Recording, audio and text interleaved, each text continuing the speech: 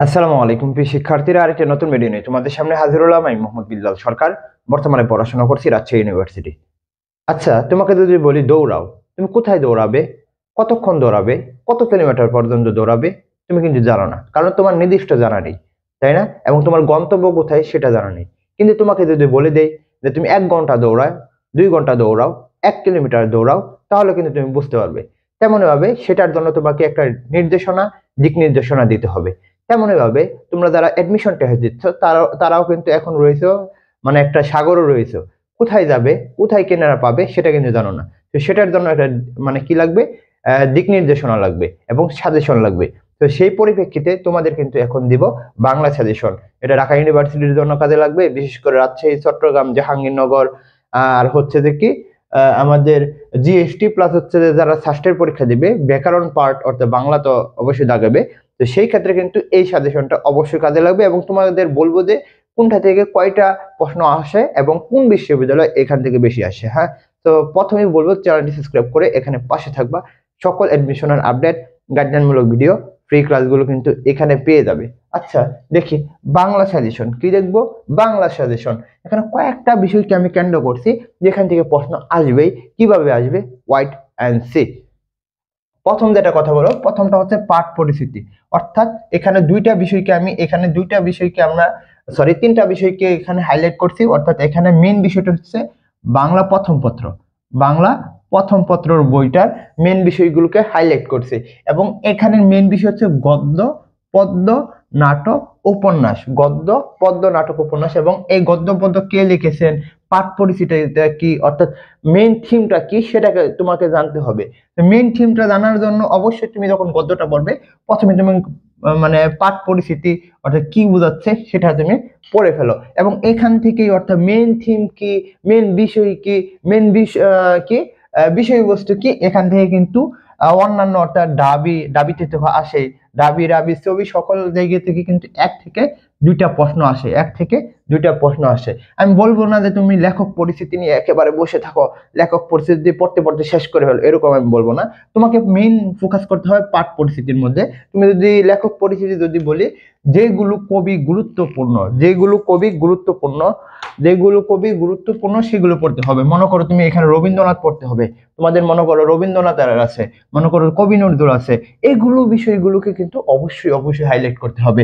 আমি বলবো যে এটা তুমি পাঠ পরিস্থিতিটা পড়িও, সময়ে সময়ে তুমি লেখক পরিস্থিতিটা পড়িও। মেন কথায় চলে আসতেছি, যাদের স্বপ্ন জিএসটি, রাজশাহী ইউনিভার্সিটি, চট্টগ্রাম, তাদের কিন্তু এখান থেকে প্রশ্ন আসে, বা ঢাকা বিশ্ববিদ্যালয় গদ্য, পদ্য, এখানে মেইন বিষয়গুলো তুলে দেয়, এখানে লাইনগুলো তুলে দেয়, পদ্যের লাইনগুলো তুলে দেয়। কারণ কবিতাগুলো কিন্তু তোমাকে মেইন বিষয়গুলো যেটা জানতে হবে, কবিতার লাইনের ব্যাখ্যাগুলো জানতে হবে। যদি তুমি কবিতার লাইনের গুলো ব্যাখ্যা জানতে পারো, তাহলে কিন্তু তুমি এখান থেকে প্রশ্ন পাবে। এবং এখানে যদি আমি জিএসটির কথা বলি, তাহলে জিএসটির মধ্যে আমরা দেখতে পারবো গদ্য, পদ্য, নাটক, উপন্যাস, যে 35টা প্রশ্ন রয়েছে বি ইউনিটে, এখান থেকে দেখতে পারবে 23টা, 24টা, এরকম কিন্তু প্রশ্ন আসে। অর্থাৎ যদি জিএসটি বা রাজশাহী ইউনিভার্সিটি বা অন্যান্য যে বিশ্ববিদ্যালয়গুলো, গদ্য, পদ্য, নাটক, উপন্যাস থেকে এখন কিন্তু হিউজ প্রশ্ন আসতেছে। বিশেষ করে নাটক, উপন্যাস থেকে তো দিবেই, আর এখান থেকে তো দিতেই হবে। এখন এসে পড়ি বাংলা ব্যাকরণ পার্টের কথা। আচ্ছা, এখন আমরা দেখবো ব্যাকরণ পার্ট, অর্থাৎ যেখান থেকে প্রশ্ন অবশ্যই অবশ্যই আসবে। হ্যাঁ, তো ব্যাকরণ পার্টটা অনেকজনে পারে না, কিন্তু কয়েকটা টপিক যদি সিলেক্ট করে দেয়, তাহলে কিন্তু ব্যাকরণ পার্ট তাদের জন্য খুবই খুবই সহজ হয়ে যাবে। Just wait and see. আবার বলো, চ্যানেলটি সাবস্ক্রাইব করে আমাদের পাশে থাকবা। এর আগে তোমাদের বলে দেয়, যাদের স্বপ্ন রাজশাহী ইউনিভার্সিটি, চট্টগ্রাম জিএসটি, তারা কিন্তু আমাদের কাছে পড়তে পারো। এখানে বাংলা, ইংলিশ এবং জিকে আমাদের এখানে ক্লাস পাবে, আমাদের এক্সাম বেস পাবে। এবং তোমরা কিন্তু এখানে মেন বিষয়টা হচ্ছে এক গেলে 3 পাখি মারতে পারবে। অর্থাৎ তোমার যদি স্বপ্ন শুধুমাত্র জিএসটি থাকে, এটার জন্য পড়তে পারবে, আর রাজশাহী ইউনিভার্সিটির জন্য পড়তে পারবে, সিইউর জন্য পড়তে পারবে, এবং কম্বাইন্ড বেসে তোমরা কিন্তু পড়তে পারবে মাত্র 750 টাকা। আর হচ্ছে এক্সাম বেস হচ্ছে 199 টাকা। আশা করি তোমরা এখানে যদি ভর্তি হও, ইনশাল্লাহ এই যে এখানে যে সাজেশন গুলো রয়েছে, এগুলোর ক্লাসগুলো তোমরা একেবারে ডিটেলস পাবে। আমাদের ক্লাসগুলো দেখতে হলে তোমরা হোয়াটসঅ্যাপে নক দাও, দেখো আমি তোমাদের ক্লাস দিয়ে দিচ্ছি। সমাজের ক্লাস কিন্তু আমরা ছাড়তেছি। তো তোমরা আমাদের প্লে লিস্টটা একটু চেক করো, এবং আমরা কিন্তু এমসিকিউ প্র্যাকটিস করাচ্ছি, সকল কিছু দিচ্ছি। তো মাত্র 750 টাকা দিয়ে তোমরা যদি কোর্সটা করতে পারো, ইনশাল্লাহ তোমাদের রাজশাহী ইউনিভার্সিটি, জিএসটি বা চট্টগ্রামকে কেউ আটকাতে পারবে না, ইনশাআল্লাহ। তো দেখো এখানে যেটা কথা বলবো এক কথার প্রকাশ, ব্যাকরণ পার্টের মধ্যে প্রথম কথা বলবো এক কথার প্রকাশ। এখানে 95% থেকে 99% প্রশ্ন সকল বিশ্ববিদ্যালয়ে আসে। তো পরে যদি কথা বলি সেটা হচ্ছে বাগধারা, বাগধারা থেকে প্রশ্ন আসে, সমার্থক শব্দ থেকে প্রশ্ন আসে। এখানে হবে বানান, এখানে হবে বানান। অর্থাৎ তোমরা যদি মুখস্থ পাঠের মধ্যে এই তিনটা পড়তে পারো এনাফ, তিনটা যদি পড়তে পারো তাহলেই হবে। আর এখানে যেটা বানান এবং উচ্চারণ হবে, বানান এবং উচ্চারণ হবে, এটা যদি কথা বলি তুমি এখানে ঢাকা থেকে প্রশ্ন পাবে, এখানে তুমি চবিউ থেকে প্রশ্ন পাবে, দৃষ্টিতে তো পাবেই, রাজশাহী ইউনিভার্সিটি থেকে পাবে। বানান উচ্চারণ থেকে প্রশ্ন আসবে আসবে আসবে, মাস্ট আসবে। পরে হচ্ছে শব্দ, অর্থাৎ শব্দের প্রকরণ, শব্দের প্রকরণ গুলো যে রয়েছে সেগুলো তোমাকে দেখতে হবে। দেখো এটা হচ্ছে যে বাংলা ব্যাকরণ আলোচ্য বিষয়, এটা হচ্ছে যে তুমি সিইউ এর জন্য পড়তে পারো, জিএসটি বা হচ্ছে ডিইউ আর ইউ, এগুলোর থেকে মোটামুটি 60% আসার সম্ভাবনা আছে, কিন্তু কম। আচ্ছা, ধ্বনির পরিবর্তন এটা মনে হয় 50% আসার সম্ভাবনা আছে, সিইউ এর জন্য আসতে পারে, কিন্তু অন্যান্য বিশ্ববিদ্যালয়ের জন্য কমই আসে। চট্টগ্রাম বিশ্ববিদ্যালয় আসবে ইনশাআল্লাহ। পরে যে বিষয়টা করতে হবে সমাজ, মোটামুটি 100% তুমি ধরে রাখতে পারো, এখান থেকে প্রশ্ন দেয় দেয় দেয়, কারণ হচ্ছে সংক্ষিপ্ত সিলেবাসে রয়েছে এবং এখান থেকে প্রশ্ন আসে।